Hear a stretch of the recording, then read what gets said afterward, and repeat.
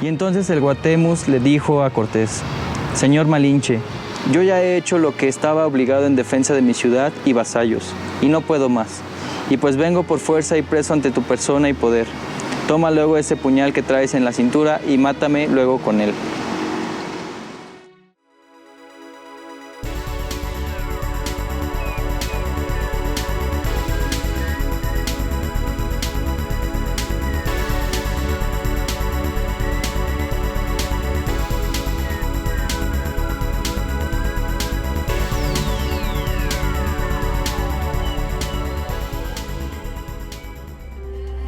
Los españoles en 1519 y conocen Tlatelolco y Tenochtitlan, se quedan maravillados de lo que es las ciudades porque se encuentran sobre un lago y son espléndidamente maravillosas, ¿no?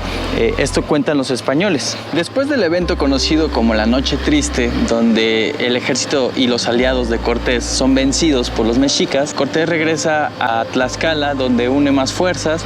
Y bueno, aquí vamos a resumir un poco porque son muchos eventos que pasaron desde la Noche Triste hasta la conquista de México Tenochtitlan, pero nosotros vamos a hablar específicamente del momento de la última batalla o el último lugar de resistencia, que fue Tlatelolco. Se marcha después de la Noche Triste, brota la viruela en México Tenochtitlan y muchos indígenas sucumben contra esta enfermedad que no era conocida en este lugar.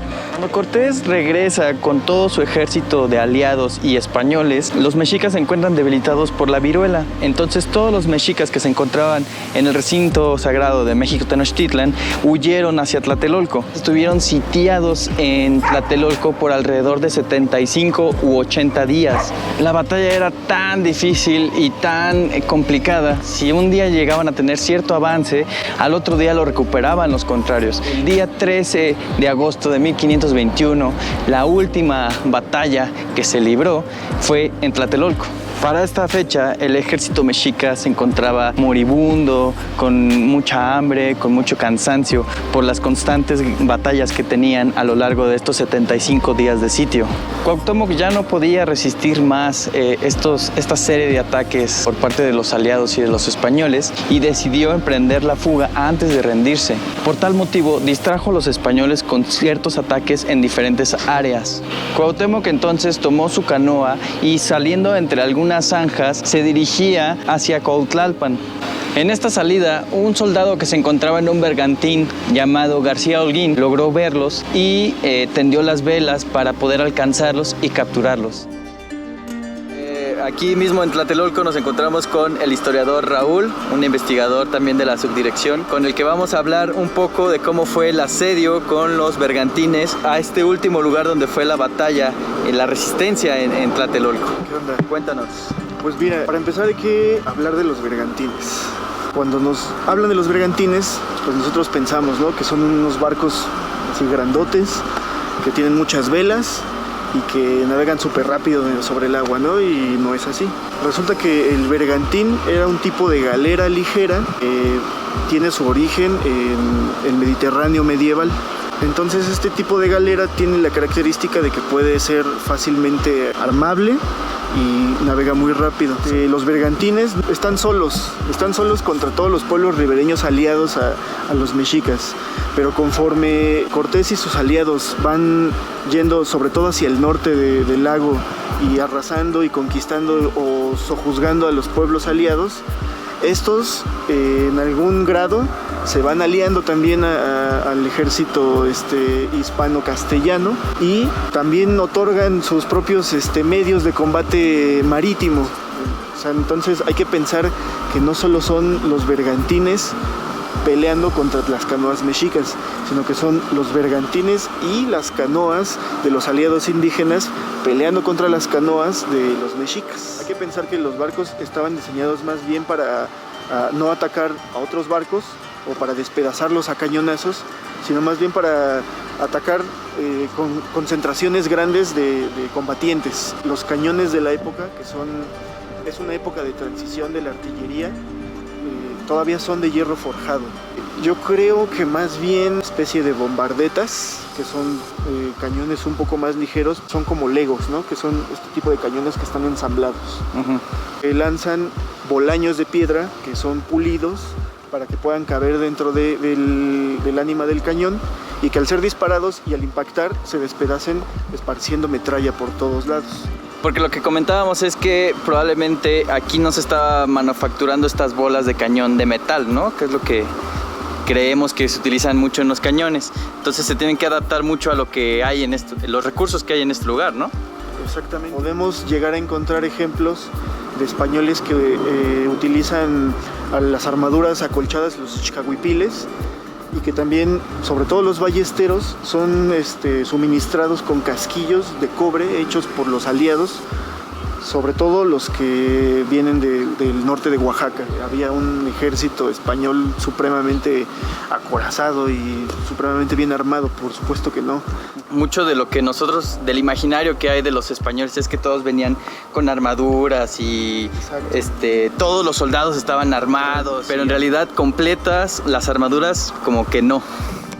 La cosa es que, bueno, las armaduras son un producto caro. O sea, empezando por ahí, no todos se lo pueden costear. Y escasas en demasía, sobre todo en las primeras expediciones a América.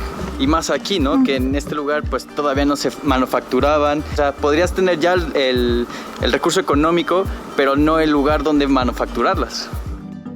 En este asedio final a Tlatelolco, como sabemos, se fabricaron 13 bergantines que llegaron a atacar diferentes puntos de las concentraciones que había en los diferentes barrios. Raúl nos va a contar sobre algunos bergantines que estuvieron activos y otros que sirvieron para la captura de Cuauhtémoc 13 de agosto de 1521. Obviamente los mexicas también tenían contramedidas o intentaron tener contramedidas contra los bergantines. Una de esas contramedidas fue tratar de crear estacadas bajo el agua, sobre todo cerca de la costa, y quedara atascado. Cuando dices estacadas, es que ponían como una serie de postes o hacían como cavidades en el lago. Lo que se sugiere es que hacían palizadas de madera, pues, con puntas filosas, y las enclavaban en la ciénaga lo más cerca posible a la superficie, pero de tal forma que tampoco se viera. Se habla de que se hundió uno de esa forma. Como dato final, pues cuando fue este día 13 de agosto de 1521, después de entre 75 y 80 días de sitio de Tlatelolco, empieza la huida por el lago. Uno de los capitanes que estaba en un bergantín llamado García Holguín, Cuauhtémoc y otros señores principales huían, hizo la bandera de este bergantín y los logró alcanzar para capturarlos. Holguín los sube al bergantín y lo quiere llevar a Cortés. Después de esta última batalla en la que Cuauhtémoc fue capturado el 13 de agosto de 1521, Cortés lo recibe y le da un fraternal abrazo en el que simboliza este respeto por el personaje guerrero que fue Cuauhtémoc, por resistir tanto esta batalla y por darle fin a esta guerra, ¿no? Hubo muchos relatos en torno a lo que sucedió y Cortés le respondió con doña Marina y Aguilar, nuestras lenguas, y dijo muy amorosamente que por haber sido tan valiente y haber vuelto por su ciudad, se lo tenía en mucho y tenía en más a su persona y que no es digno de culpa, que antes se lo he de tener bien que a mal. Esta anécdota, escrita por Bernal Díaz del Castillo, se refieren a Cuauhtémoc como Gatemus, porque era un poco difícil pronunciarlo al español. Los indígenas se referían a Cortés como señor Malinche, porque el señor de Malinche. Y bien, amigos, finalmente esta es un resumen de lo que fue la conquista y específicamente la última batalla de la conquista de México Tenochtitlan el 13 de agosto de 1521. Después de leer algunos pasajes de Bernal Díaz del Castillo sobre la toma de Tlatelolco, me pareció muy interesante poder compartir con ustedes esta anécdota y gracias a Raúl, nuestro amigo historiador. Algunos de los mitos y verdades que hay detrás de la conquista, hay que mencionar que la conquista de México, como la conocemos, no es de todo el territorio nacional. La conquista de México fue la conquista de la ciudad de México Tenochtitlan.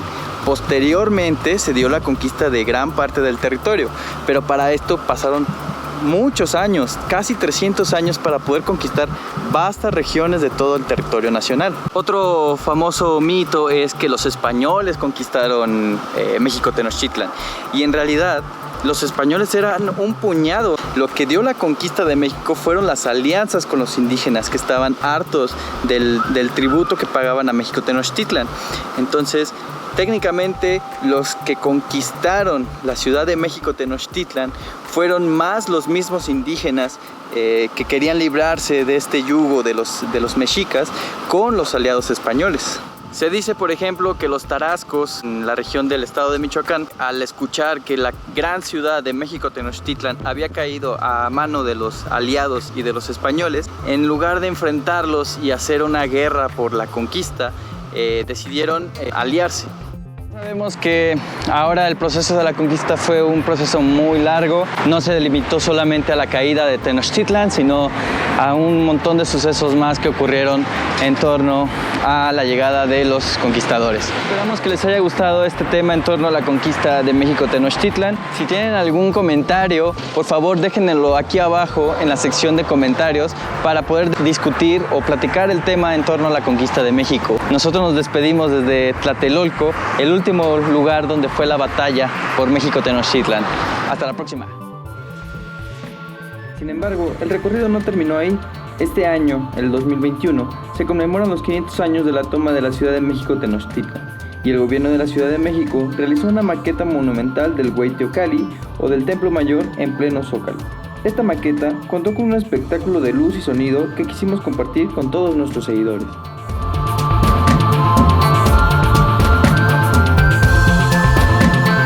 Terminó el día, venimos a ver la maqueta que se encuentra aquí en el Zócalo.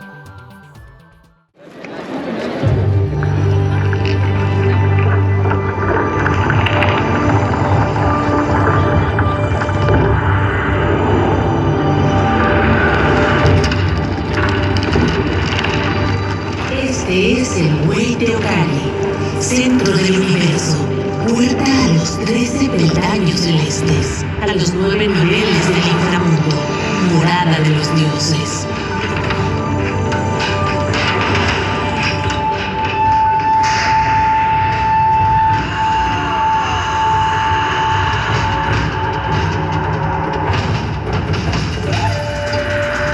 Quetzalcóatl, serpiente emplumada, es regidor del poniente, donde las guerreras muertas en parto acompañan al sol en su ocaso. Los conquistadores recorren la ciudad y se sorprenden del esplendor de Tenochtitlan, mientras Cortés se refugia en Tlaxcala para organizar el ataque contra la ciudad mexica. Se le unieron los pueblos de Tlaxcala, Huejotzingo, Zempoala, Cholula, Chalco y Texcoco, y más adelante los pueblos de las Chinampas, Xochimilco, Churubusco, Mexicalcingo, Mixquic, Iztapalapa y Coyoacán. El 13 de agosto de 1521, Cuauhtémoc es capturado y la ciudad tomada definitivamente. La última batalla se libra en Tlatelolco. Esta es la historia de la fundación y caída de Tenochtitlan. Durante estos 500 años que hoy conmemoramos, perseveran y resisten las culturas de los indígenas de estas tierras.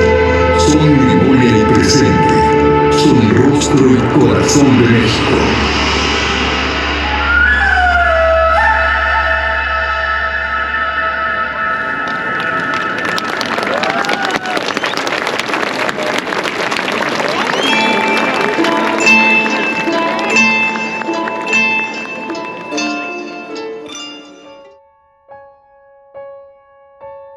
Y muchas gracias por ver el contenido. Nos veremos en la próxima.